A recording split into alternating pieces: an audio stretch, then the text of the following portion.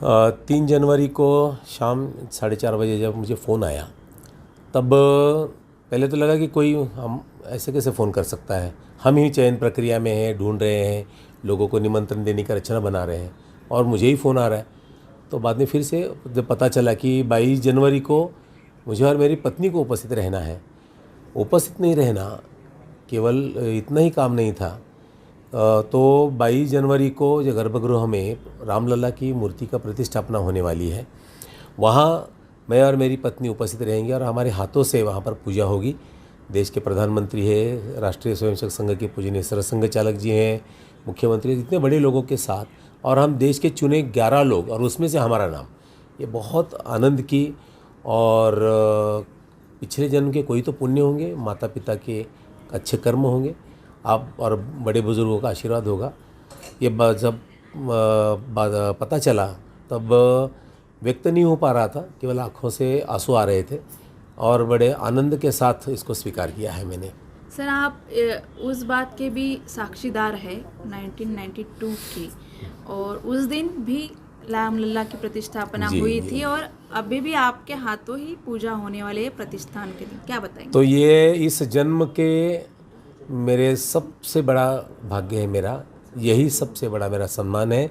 1992 में 6 दिसंबर गीता जयंती के दिन बाबरी ढांचा पूरा ध्वस्त हो गया और वहाँ छोटे से मंदिर में, टूटे फूटे झोपड़ी में रामलला विराजमान हो गए। हमारे लिए बड़े आनंद की बात थी। ये 32 सालों में मैं अयोध्या कभी नहीं गया, लेकिन वहाँ पर अभी भव्य मंदिर का निर्माण हो रहा है, ये भी आनंद की बात है। लेकिन उससे भी परे जीवन का सार्थ क्या है, तो प्रत्यक्ष रामलला मेरे हाथों से, मेरे उपस्थिति में, मेरे साक्षीदार में वहाँ पर रामलला विराजमान होने वाले, उनकी प्राण प्रतिष्ठा होने वाली है। इसी देह से और इसी आँखों से दोनों घटनाएं मैं देख रहा हूँ। ये जीवन का सबसे बड़ा सार्थक बात है, ये घटना है, ये मेरे लिए बहुत महत्वपूर्ण और मायने रखती है। मान मिल रहा है तो सबसे पहले खुशी क्या है, फीलिंग क्या है? मुझे 3 तारीख को 4:30 बजे फ़ोन आया कि भाभी आपका अयोध्या में सिलेक्शन हुआ है पूजा के लिए। तो मुझे तो पहला विश्वास नहीं था कि ऐसा कोई मुझे मतलब ये करेगा। तो मैंने कहा कि आप मेरी मस्करी तो नहीं कर रहे? तो नहीं भाभी जी, सही में आपका चयन हुआ है और आपको अयोध्या जाना है।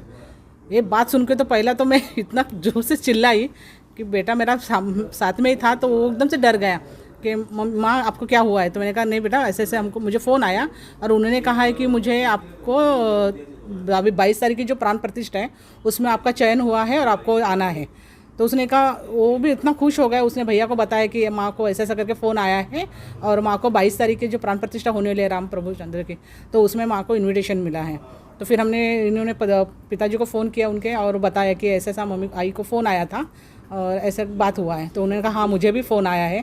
इस बात से सही में मुझे बहुत आनंद हो रहा है, बहुत खुशी हो रही है। हमारे घर में पूरा खुशी का अभी वातावरण चल रहा है। ऐसा महसूस हो रहा है कि उसी दिन दिवाली थी क्या, ऐसा मुझे लग रहा था, महसूस हो रहा था हमें। और शायद हम लोग उसी दिन से 22 तारीख तक हम लोग पूरे दिन दिवाली ही मना रहे हैं घर पे। आप क्या तैयारी कर रहे हैं जाने के लिए? आप किस तरह की तैयारी कर रहे हैं? जाने के लिए तैयारी तो बोलेंगे तो मुझे तो जैसे मुझे महाराष्ट्र को रिप्रेजेंट करना है, तो मेरा एक फिक्स था दिमाग में कि मुझे महाराष्ट्रियन वेश परिधान करके ही वहाँ पे जाना है। तो मैंने उस माहौल के लिए, उस वातावरण के लिए, उस कार्यक्रम के लिए मैंने यहाँ की महाराष्ट्र की जो पैठनी होती है वो पैठनी मैंने खरीदी की है और वही